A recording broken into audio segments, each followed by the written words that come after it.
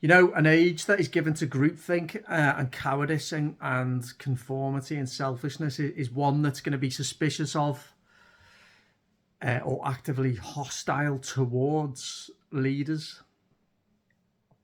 What is a leader? That's what I want to talk about in this video. That'll be a quick video. A leader, I think, what's the foremost quality of a leader?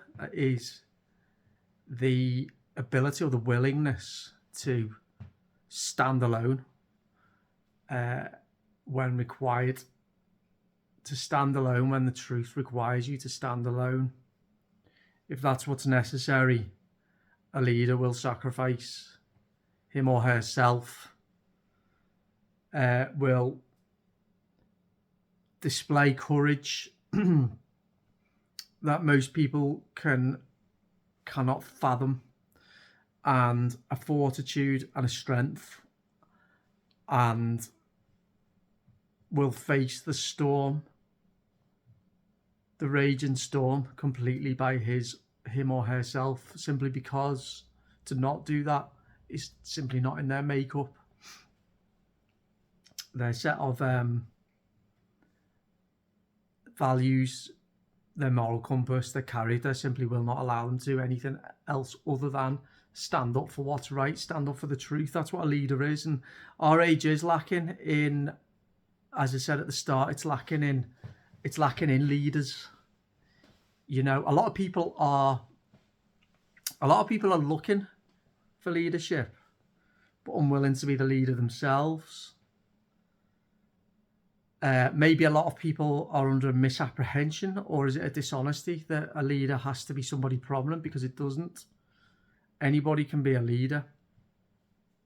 And being a leader,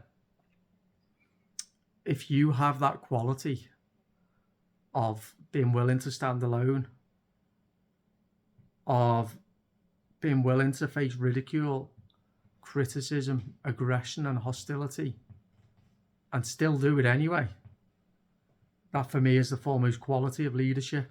There are obviously other qualities as well. And it's those people. And if you're watching this, you'll know if you're one of those people. And you'll also know if you know one of those people. Those individuals are a country, a nation's greatest individuals, particularly at a time when the lie is so prevalent and all-pervading, when the lie has caused so much destruction to the world and to people's lives, when deception and ruse and falsehood rules the roost, when death and suffering and mayhem is commonplace, there have to be some people within that society who are going to stand up for something that is the most important thing of all. What is that? Stand up for truth. And you know, I was only thinking before, even now, 3 years into this 3 years since the evil really revealed itself, you know, in all of its horrendously ugly glory, unashamedly. 3 years since that evil revealed itself to the world. It's always been there, but when it really did reveal itself to the world, and we still see most, and it is most, refusing to engage, refusing to acknowledge, just wanted to move on. But I'm always amazed when there's somebody that I hear about who is brought to my attention in whatever way, that's been there all along since the start. And when I say since the start, I'm only talking since the start of the crazy lockdowns. And I've only just been made aware of them. And I think to myself, God, they've been there the whole time, fighting this battle fighting for the good side, fighting against this evil, standing up for truth and integrity and freedom, people's basic human rights, and I didn't even know about them yet. There they are, and it gets me thinking, how many other people are there out there who have been leaders? And now, as I said a couple of minutes ago, the majority are not leaders. The majority are, I'm sad to say, are well, the majority of people, it's human nature, are followers. You can't really change human nature, but cowardice is something that I talk extensively about. We do live in a cowardly age, but that doesn't mean, just because the majority fall into that category, that there are not a significant number of patriotic men and women, of men and women who are called to action, of men and women who bear a historic responsibility and are willing to act on that responsibility, of men and women who realise the absolute fundamental importance, critical importance of truth, men and women who will defend their country's values, whatever it takes, men and women who will protect freedoms for the next generation. That doesn't mean to say that there are not numerous of those men and women, because there are, and we need to say thanks to them. You know, I've another thing I've come to realise as the years have gone by, and it is years, is that being a leader is not going to a protest. Now, going to protests, I went to protests, and, you know, they have a role to play. They primarily, there's two big positives about going to protests. Number one is you can form a sense of belonging, a sense of togetherness with other people who think the same way. Number two, it provides some, not loads, but some level of validation to the general public who views the protest and sees the signs and the banners and listens to the speakers. So the protest validates what they're thinking. So they may be thinking themselves that, oh, there's only me who's thinking there's something a little bit unusual going on here. And then they'll see the protest and they'll realise, actually, no, they've got social proof. There are others in their society who also have the same view as them. They're the two main benefits of protests. You always do need a protest movement for those two reasons, but you need leaders. If you go to a protest, you know, that doesn't necessarily make you a leader. And why is that? Well, because a protest is a group, isn't it? And it's easy to be part of a group. It's easy to hold up a sign, you know, amongst thousands of people, chant slogans. Now, the protests I've been on, I've not been on loads of protests because I've tended to do my own thing, really. But I've been on some protests, and lovely people, by and large. Not by and large. No, really nice people from across the whole cultural spectrum and age spectrum. Don't know about political spectrum, because for some people politics doesn't matter, and I think for people who care about society and freedom, I think that politics is something that's last on our mind, really. But again, not necessarily people who are going to make a massive difference, because the key lies in what are you willing to do as an individual, what are you willing to do by yourself. And for those in the early days of the lockdowns when all this first started, those people who were willing, who stood up alone with all the loneliness and isolation, almost madness that came with that, because the majority had turned mad, and the masses looked upon those who kept their sanity as mad. How isolating and frightening actually was that. One other thing about the protests as well, the protests were huge in England, absolutely massive. And they were all over the place in different cities and towns every weekend. They grew and grew and grew and grew. And they were symbolic of a movement of people who wanted to come together to roll back tyranny. who wanted to go back to a place where we could just be left alone to get on with our lives and not have various different policies and particularly procedures forced on us. And anyway, you know about that. But I used to think at the time when the mask mandate was in, you remember? I think we had that from, was it July 2020 to about February or March 2022? I think we had it for about 18 months. Now, personally, I used to say to people I'd rather take a fucking bullet than wear a mask. And I never did. Obviously, I didn't take a bullet because I'm still here, but I never did wear a mask, and I never would. And I would take a bullet. Someone could shoot me against that wall, and I'd die with my dignity intact. But that's the attitude that's required to defeat tyranny, I believe. But I used to think, why, when I'm seeing so many people on protests, and there were, why? And a large part of that protest was, anti-mask, wasn't it? Pro-face, I used to call it. I'm pro-face. Even this ugly mug. Why am I not seeing people in the shops and out and about in greater numbers not wearing masks? I'd see there were very, very few and far between. Often it was just me. I actually came to quite enjoy it in the end. I'm the only one with a spine in here. You knew towards the end that most people were looking at you thinking, kind of like with a wishing that they could have a degree of bravery. Not that it took any bravery whatsoever to do what human beings have done for thousands of years and go out in public showing your face. But I used to think, what about all these people on protests? I think they're leaving the protest and they're not necessarily backing up what they're saying in their own lives and they're by themselves. Otherwise, I'd be seeing more leaders not wearing a face nappy.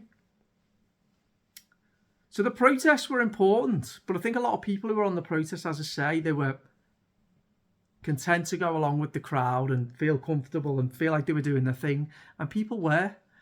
And I'm not knocking that at all, and I'm not. What this video is about is to give some thanks to those people who have really forged that lonely path, particularly in the early days. Now, I talk about the early days. Now, for me, I truly was spurred into alertness and awareness with Brexit, or with the attempts to sabotage Brexit. That was when I really, when my kind of, before then I'd always felt something's not quite right. I've got a large degree of like empathy. I feel energies, and I've never really fitted in. And I've done videos about this, but it was when Brexit happened, and I realised how sick my society was, how full of anti-democrats it was. That's when I realised it wasn't necessarily me. This society's sick. And then obviously, the whole COVID thing happened, and you know my story. I'm one of those people who some would term awake, but I don't like the term awake, because I don't have the right to call myself awake. Nobody has the right to call themselves awake. Waking up. But I don't want to get on my soapbox about that. You know what I'm like? I do get on my soapbox. I want to try and stop doing so much of getting on my soapbox. Or, oh no, I can't. I'll get on it if I feel like getting on it. I'll get on it, whatever. What was I going to say? Yes. Now, so I was talking about the early days. Well, look at someone like David Icke. He's the best example of someone who was willing to face, I think he calls it himself, historical levels of ridicule that he faced in the early 1990s for attempting to tell the world what was really going on. There have been people who, way before the lockdown started and the jab mandate and the mask mandate and all the rest of that insanity, there have been people, there have been truth tellers who are true leaders. And because that's what truth is. Truth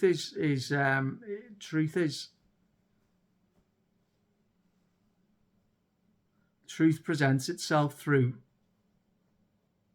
real leadership, because a real leader who's standing up for what they believe in, someone who's willing to go against the entire world for what they believe in, that's someone who's speaking a deep truth.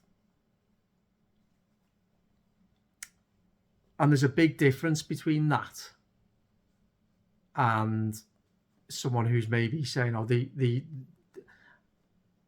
I'm coming to this protest to speak the truth, and we have the truth at this protest. And it's totally different to stand there and face the storm, to ride those waves, and to not buckle, and to refuse to drown, to refuse to be submerged, and to still say, no, you will hear me. This is what I think. That's leadership. And thank God we do have some of those people. And as I say, it always gives me a boost when I'm made aware of someone who's whether they're prominent or not, someone who has been there since the start in their own little way or big way, doing their thing and standing up for what's right. And if only more people would realise that is what true leadership is, rather than forming attachments to groups, then the world will be in a better place. However, I think what we are seeing, as many people recalibrate their view of existence, really, particularly with things to do such as with our relationships to governments and authority, and more people are realising what the true essence of what it is to be an individual, the true potential that lies within each of us, and the way that fear has been weaponised against all of us. Imposter syndrome, things like the phenomena such as this, why it will, for example, you know, going back to July 2020 when I started this YouTube channel, I had a voice, I had a sabotaging voice telling me, no, this isn't you. You know, that you shouldn't be doing this. You know, you're just Dave from Lydia. No, why are you doing this? I felt uncomfortable. I felt I felt so uncomfortable. At a time I felt lonely and isolated, and it was horrendous. But I had to do it, you know. And I know of other people. I know other people who are in that same situation, and that for me is something to be proud of, you know. And when you realise that no matter what life throws at you, I turned some shit at me, honestly, that you can work through it, you can learn from it, and ultimately people start listening to you, really paying attention to you, because your message is being that's not that loud, that clear. Sometimes my message is loud, especially when my ego gets out of control, when I'm angry, but that clear, you know. And there's, you know, for me, there's aspects of my life I don't see things clearly at all. There's a lot of fog and confusion, but this, I've always seen it very, very, very clear, crystal clear clarity, which is why I wrote the book, did this YouTube channel. And I truly believe that, you know, oh, my slipper just fell off again there, as a Western world in severe decline, that alongside that there is an attempted renaissance, or there's some kind of intellectual and moral renaissance happening alongside the collapse of Western civilization. I don't know how it's going to play out, but what I do know is it's creating more leaders, and that's what we need more than ever. But I want to say thanks to everybody, whatever they've done, if they've acted alone, and I mean alone, by themselves,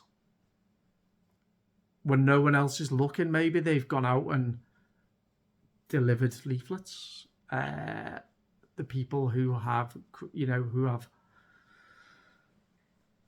gone, done creating content.